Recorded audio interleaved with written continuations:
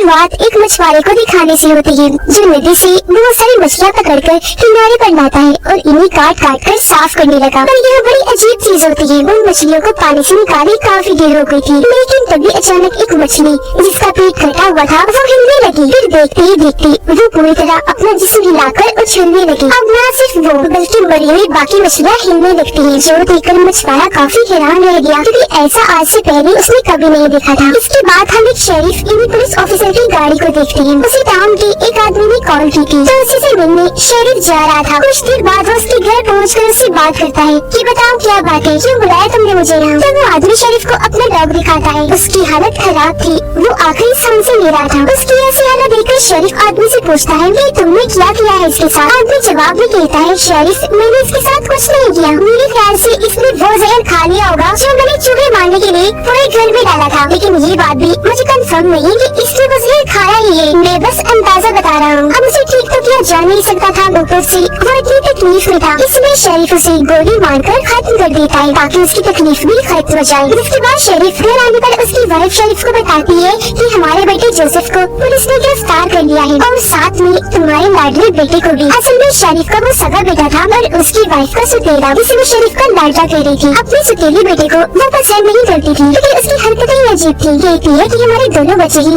Police की हिरासत में हैं, तो आप जल्दी कुछ कीजिए, फौरन पुलिस स्टेशन जाइए और उन्हें छुड़वा कर ले आइए। जिस पर शेरिफ कहता है, मैं जल्दबाजी से काम नहीं लेता, अभी सब्र कर जाओ। जो कहने के बाद शेरिफ वहाँ से अपने डैड के पास जाने के लिए निकल जाता है। शेरिफ का डैड वही मछुआरा था जिसे हमने शुरुआत में देखा। शेरिफ जब वहाँ पहुँची तो डैड उसे वो मछलियाँ दिखाते हैं जो मरकर दोबारा जिंदा हो गई थी, अजीब तरह से कूद रही थी। ये चीज शेरिफ ने पहली बार देखी थी। वो कहता है कि आप इतना मत सोचिए इस बारे में, चलो इन मछलियों को जला देते हैं। पेट्रोल कैन निकालने के लिए वो अपनी गाड़ी के पास गया, गाड़ी की डिग्गी खोली तो हैरत, वो लोग जिसे कुछ देर पहले ही शेरिफ ने मारा था वो दोबारा जिंदा हो गया था और उस पर हमला कर देता है। तब शेरिफ जैसे तैसे अपनी जान बचाने के लिए पीछे हटा और उसे दोबारा गोली से उड़ा देता है। इस बार गोली उसके सर पर लगी थी, तो डॉग अब आखिरकार यहाँ मारा जाता है। उसके मरने के बाद शेरिफ की डैड उन मछलियों और डॉग को एक चीज में डालकर आग लगा देते हैं ताकि इन मुसीबतों का जड़ से ही खात्मा हो जाए जो मर कर दोबारा जिंदा हो रही है। जिसके बाद शेरिफ यहाँ से निकल गया। वो सबसे पहले पुलिस स्टेशन जाता है अपने बच्चों को आजाद करवाने के लिए। अब शेरिफ की बेटी जिस सेल में बंद थी वहाँ उनके साथ एक आदमी को भी रखा गया था जिसकी कल रात से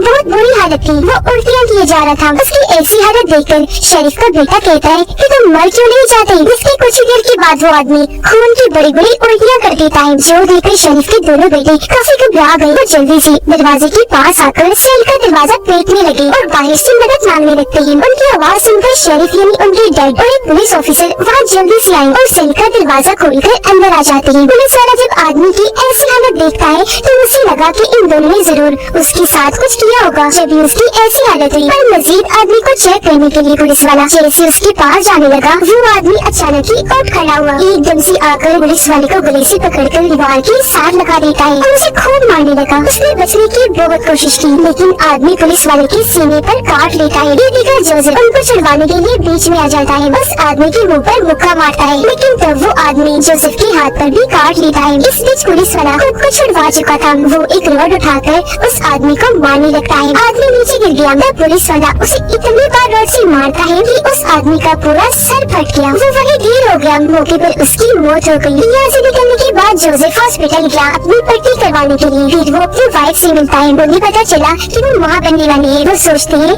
कि हमें इस बच्चे को नहीं रखना चाहिए, पर उसकी वाइफ इस फैसले से दुखी हो गई और वो इस बच्चे को पैदा करने का फैसला कर लेते हैं। अब पता चला कि पूरे शहर में अजीब सा माहौल है, जो लोग मर रहे हैं वो दोबारा से जिंदा हो रहे हैं और जो जिंदा लोग बीमार हैं वो अजीब पागलों की तरह बनकर एक दूसरे को काट रहे हैं। फिर रात के वक्त इसी तरह के एक केस को लेकर शेरिफ के पास कॉल आई, जिसमें एक औरत ने अपने छोटे से बच्चे को जो भी पैदा ही हुआ था उसे काट लिया। शेरिफ को काफी हैरानी हुई, वो फौरन उस औरत के घर के लिए निकल गया।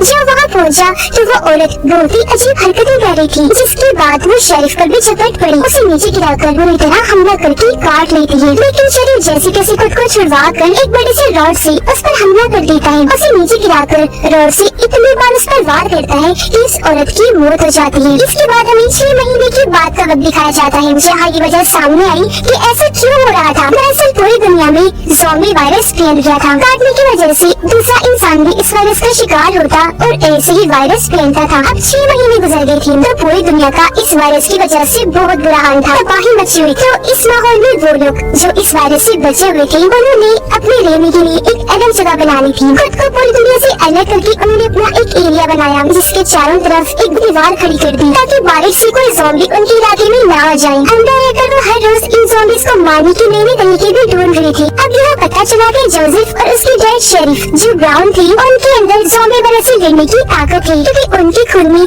खास किस्म की खूबी थी जिस वजह से वो हर बारी ज़ॉम्बीज़ के काटने के बाद भी बच जाया करती थी, क्योंकि उनके जख्म बहुत जल्दी भर जाते और वायरस जिसमें भी नहीं फैलता था। ये खूबी तकरीबन सभी ब्राउन लोगों में थी लेकिन व्हाइट लोगों में नहीं थी। यही वजह है कि हर बार ज़ॉम्बीज़ के काटने की वजह से वो वायरस से लड़ नहीं पाते और ज़ॉम्बीज़ बन जाते हैं। अब शेरिफ का दूसरा बेटा यानी जोसेफ का सौतेला भाई व्हाइट था, लेकिन वो खुद व्हाइट लोगों के खिलाफ था और किसी भी व्हाइट इंसान जो बाहर जिंदा है अंदर आने नहीं देता था, क्योंकि उसका मानना था कि अगर यहाँ कोई इस वायरस का शिकार हुआ तो अंदर के सभी व्हाइट लोग भी इस वायरस की लपेट में आ जाएंगे। अब आज भी एक लड़की जो जिंदा बची हुई थी उसे इस एरिया में लाया जाता है, पर उसे तो एक ज़ॉम्बी ने काटा हुआ था, पर वो ये बात किसी को नहीं बताती बल्कि चुपचाप यहाँ रहने लगती है। जोसेफ और उसकी वाइफ काफी परेशान लग रही थी क्योंकि वो इस बारे में बात कर रही थी कि हमारा बच्चा जो अभी उसकी वाइफ के पेट में है पता नहीं वो इस वायरस से बचा हुआ है या नहीं, क्योंकि उसकी वाइफ डरी हुई थी। वजह ये थी कि वो खुद वाइट है और उसने कई सारे ऐसे केसेस देखे थे जिनमें बच्चा माँ के पेट में इस वायरस का शिकार हो गया और अंदर ही अंदर उसने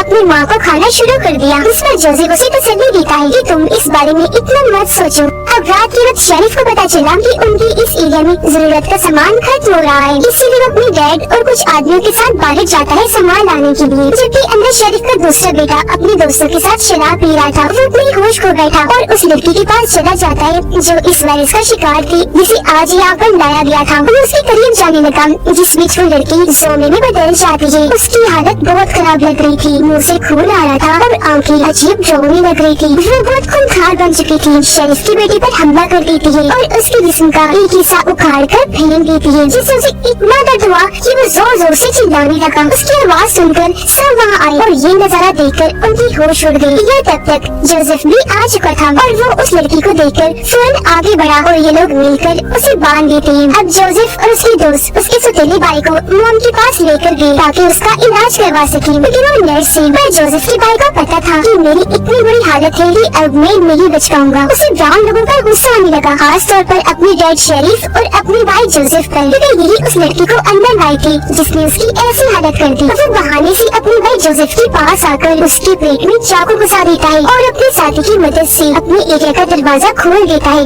सारे ज़ॉम्बीज़ फौरन भागकर अंदर आ जाते हैं। अब थोड़ी देर बाद शेरिफ अपने एरिया की ऐसी हालत देखकर वो दंग रह गया। रेडियो के जरिए अपनी वाइफ से बात करता है तो वो बताती है कि यहाँ बहुत सारे ज़ॉम्बीज़ घुस आए हैं और हमारे ज्यादातर लोगों को उन्होंने मार दिया है। तकरीबन यहाँ बस 7-8 लोग ही बचे हैं जो एक कमरे में फंसे हुए हैं। तब शेरिफ अपने एक साथी को कहता है कि तुम ऐसा करो, गाड़ी में बैठकर आवाज करके यहाँ से जाओ। गाड़ी की आवाज सुनकर ज़ॉम्बीज़ गाड़ी के पीछे आएंगे और ऐसे हम उनका ध्यान भटका देंगे, लोगों को बचा लेंगे। उस आदमी ने ऐसे किया। गाड़ी लेकर जब वो गया तो बहुत सारे ज़ॉम्बीज़ उसके पीछे पड़ गए, जिस बीच मौका पाकर शेरिफ और उसके डैड अंदर गए और बचे हुए लोगों को एक एक करके बचा लेते हैं वहाँ से बाहर निकाल कर। लेकिन जब शेरिफ जोसेफ की वाइफ को बचा रहे थे तो आखिर में खुद पीछे ही रह गई। तब ज़ॉम्बीज़ उन पर एक साथ झपट कर नीचे फेंक देते हैं और पूरी तरह हमला करके नोच नोच कर खाने लगते हैं। पूरी तरह शेरिफ की चीर फाड़ कर दी थी, जिससे वहीं पर उसकी दर्दनाक मौत हो जाती है। अब बचे हुए बाकी लोग बाहर आए और गाड़ी में बैठकर वहाँ से भाग जाते हैं, लेकिन वो सारी शेरिफ की मौत की वजह से बहुत दुखी थी। तभी शेरिफ के डैड के पास एक औरत की कॉल आई जो उनकी एरिया की रहने वाली थी। वो बताती है कि यहाँ एक चर्च में हमें शेरिफ के सौतेले बेटे और उसके साथियों ने कैद करके बंदी बनाया हुआ है, तो प्लीज आप आकर हमें बचा लीजिए। ये सुनकर शेरिफ के डैड को उन पर बहुत तरस आया और वो उनकी मदद करने के लिए गाड़ी चर्च की तरफ ले जाने लगती है। अब गाड़ी में जोसेफ की वाइफ की हालत खराब होना शुरू हो गई। उसका बच्चा पैदा होने का वक्त आ गया था, लेकिन तभी यहाँ जोसेफ का सौतेला भाई आ गया और वो दोनों पर गन तान देता है। अपने साथ वो एक ज़ॉम्बी को भी लेकर आया था ताकि वो जोसेफ की वाइफ को काट ले, क्योंकि वो चाहता था कि उसकी वाइफ भी इस वायरस का शिकार हो जाए। लेकिन तभी जोसेफ की मोम गन लेकर पीछे से जाकर उसे शूट कर देती है। लेकिन इस बीच ज़ॉम्बी तेजी से उनकी तरफ बढ़ने लगा। वो जोसेफ की वाइफ को पकड़कर उसे नीचे बिठाकर काट लेता है। ये देखकर जोसेफ भागता हुआ यहाँ आया। वो चाकू से ज़ॉम्बी पर हमला कर देता है, उसका सर ही काट कर जिस्म से अलग कर देता है। फिर जोसेफ अपनी वाइफ को संभालता है। वो बेचारी दुखी होते हुए कहने लगी कि मैं इस वायरस का शिकार हो गई हूँ और अब जोसेफ को भी अपने बच्चे को बचाने के लिए जल्दी कुछ करना होगा। अब इस वजह से जोसेफ गुस्से से पागल हो गया। वो अपने सौतेले भाई से इस चीज का बदला लेना चाहता था। सबसे पहले वो उसे चाकू मारता है और फिर उसे जिंदा ही ज़ॉम्बीज़ के इलाके में छोड़ आता है ताकि ज़ॉम्बीज़